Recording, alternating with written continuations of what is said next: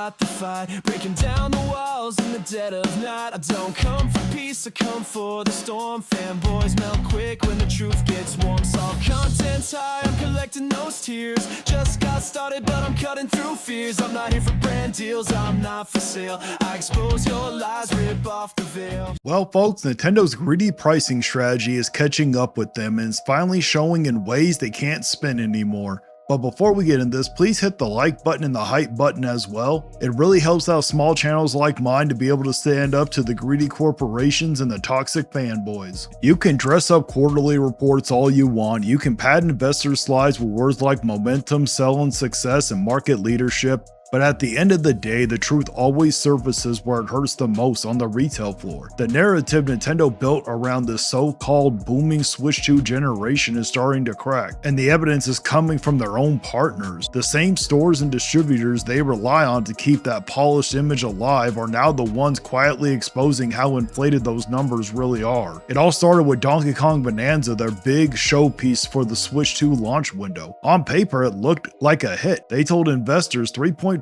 million copies shipped. The fanboys ran with that like it was gospel. Every headline, every comment thread, you saw it everywhere. 3.5 million sold. But when you actually look at Nintendo's own investor data, it tells a different story. Only 2.6 million copies were actually sold to customers in that same period. That leaves nearly 1 million units sitting somewhere that nobody wants to talk about. They're sitting in warehouses on pallets in the back rooms of the store that are over-ordered because Nintendo pushed them to. That's what happens when a company prioritizes optics over reality. They shipped huge numbers out to retailers just to make a quarterly report look stronger than it is, and they call it a success. It's not a success, it's accounting theater. Now the natural question is, where did all those extra copies go? The answer lies in how modern retail offloads product without drawing attention to the failure. That's where Amazon comes in, specifically their subsidiary Woot.com. For those who don't know, Woot isn't just a random discount site, it's Amazon's dumping ground for overstock. It's where they quietly move product that isn't selling fast enough on the main store. It's a liquidation arm disguised as a deal hub, and sure enough, Donkey Kong Bonanza showed up there for $61.99 weeks before Black Friday or Cyber Monday even started. That's not a holiday promotion, that's Amazon cleaning out excess inventory. And the reason Amazon uses Woot instead of their own storefront is because it hides the problem. If the discounts appear on Amazon.com directly, it would create headlines. Nintendo slashing prices early, Switch 2 games already discounted. That would signal weakness. But when they move it through Woot, it stays invisible to casual consumers. Nintendo keeps their pristine image while Amazon gets rid of the piles of games nobody wanted. That's the system. One hand washes the other. Amazon quietly protects Nintendo's narrative while savaging its own margins. The deeper you look, the uglier it gets, because Donkey Kong Bonanza isn't alone. Kirby and the Forgotten Land Switch 2 Edition and Zelda Tears of the Kingdom Switch 2 Edition are both already marked down from 80 to 70. You don't make those kinds of cuts this early unless there's a serious inventory problem. Nintendo keeps pushing this narrative that $80 is the new standard, but the market is rejecting it in real time. Consumers are struggling under inflation, cost of living increases, and subscription fatigue. They're not lining up to pay $80 for slightly enhanced versions of games that already existed, and Nintendo refusal to accept that reality is creating ripple effects through every layer of retail. Even the hardware accessories are showing the same cracks. The Switch 2 Joy-Cons were introduced at a ridiculous $100. The justification was supposed to be new tech, better sensors, longer battery life, but most players can't even tell the difference from the last model. Within weeks, they were being dumped on Woot for $90. That's not a minor discount. That's a retailer trying to move stock because they ordered way too many. Nintendo oversupplied again, banking on launch hype that fizzled out once the lineup started to disappoint. When you see flagship hardware accessories being discounted less than a quarter into the generation, it's not a good sign. It's a warning that projections were wrong and demand is cooling fast.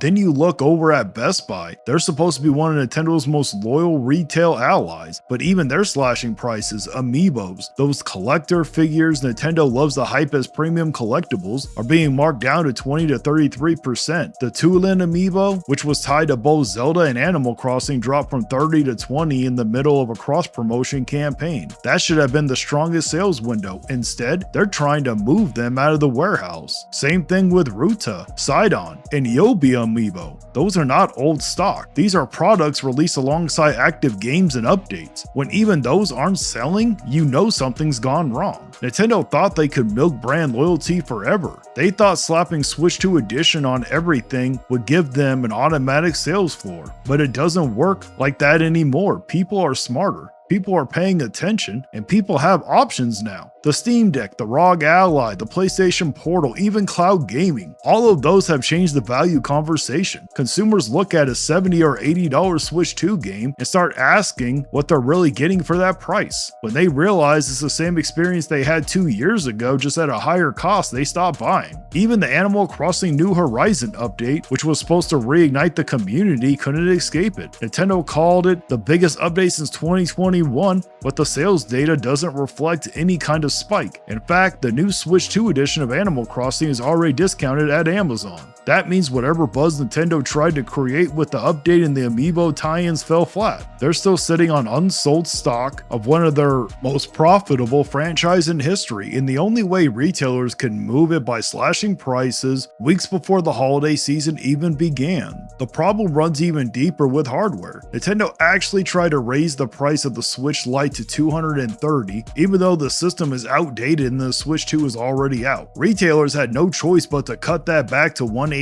on Amazon just to make it move. That's almost $50 below Nintendo's asking price. It's the same pattern over and over again. Nintendo inflates the MSRP, ships massive quantities to retailers, records that as sold, and then washes its hands of the problem while stores scramble to liquidate the excess. And if you think it stops there, you'd be wrong, because Pokémon, the biggest brand in gaming history, is now feeling the squeeze too. Pokemon Legends ZA, the so-called flagship of the modern era, is already being discounted overseas. The European version is 8% off, down to $54.90. That might not sound huge, but for a game this new and this hype, it's alarming. You're supposed to be in the peak sales window. It already is being quietly reduced. That means inventory is piling up. And it doesn't stop at the game itself. Look at the merchandise. Charizard Funko Pops 50% off, Charmander, Bulbasaur, Pikachu 50-20% off. This is Pokemon we're talking about. The most commercially stable IP on the planet. Yet all of it's being liquidated before Black Friday. That's desperation, not marketing. The reasons is twofold. Funko Pop Inc. itself is $241 million in debt, on the verge of defaulting on loans, and Nintendo overproduction has only added to the mountain of unsold merchandise sitting in distribution centers. It's a collapse of confidence across the supply chain. When every layer of retail starts marketing down your biggest brands weeks before the shopping season, it's not a coincidence, it's an economic red flag. These companies aren't losing faith in the games. They're losing faith in Nintendo's pricing model. They can't move stock when the prices are artificially high. They can't keep absorbing inventory that consumers aren't buying at full price, so they cut prices early, eat the losses, and pray they can clear shelf space before the end of the quarter. The deeper problem is how Nintendo manipulates ship versus sold data to investors. Ship looks good, it gives the illusion of massive demand, but in reality, those are just boxes moving from one warehouse to another. They're not in players' hands, they're sitting in the distribution pipeline, counted as revenue long before the sale actually happens. That's how Nintendo can brag about 10.3 million Switch 2 units sold, when in truth that's the number shipped to retailers. The real consumer sell-through unknown. And when you start seeing software and accessories discounted this aggressively, it's clear that real demand doesn't match the story they're selling. And yes, even the official Black Friday deals prove it. Nintendo just announced discounts starting at $29.99 for older Switch 1 titles. Splatoon 3, Odyssey, Paper Mario, Princess Peach Showtime, Luigi's Mansion 3, all on the list. Notice what's missing? Anything for Switch 2. None of the new generation titles are part of those official promotions. The discounts we're seeing on Woot and Amazon are separate. Those are unsanctioned retailer markdowns meant to clear stock quietly. Nintendo doesn't acknowledge them because it would undermine their public image of stability. They'd rather let Amazon and Best Buy take the hit than admit their $80 strategy failed. What we're witnessing is a company trying to sustain an illusion. They want to project unstoppable momentum, record-breaking sales, and invincible brand power. But the reality in stores tells another story. The shelves are full, the discounts are starting earlier than ever, and the products aren't moving like they used to. Retailers are feeling it, consumers are noticing it, and the only people still pretending everything is fine are the die-hard fanboy and Nintendo influencers who can't admit the empire showing cracks. The sad part is that it didn't have to be this way. Nintendo could have embraced value pricing, digital bundles, loyalty rewards, anything that showed respect for the people who built their empire in the first place. Instead, they chose greed.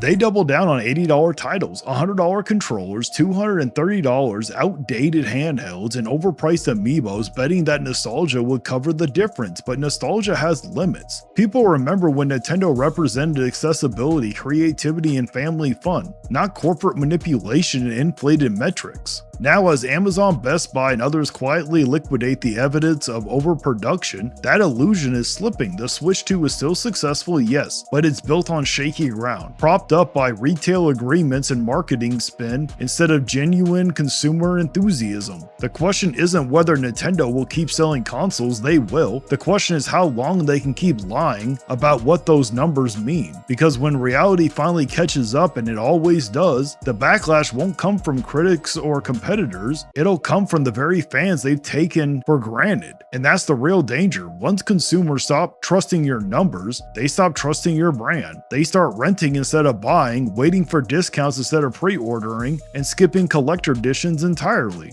That's already happening now. That's the beginning of the decline, not in revenue, but in loyalty. Nintendo may not see it yet, but the warning signs are right there. Hiding behind those shipments and holiday promotions, the cracks are forming, and the people who have been sounding the alarm for years are finally being proven right. This is the consequence of greed, not a sudden collapse, but a slow erosion of credibility, one discount at a time. And that's it for the video. If you truly enjoyed it, do me a favor and hit the like button, hit the hype button, share it around, and make sure you're subscribed.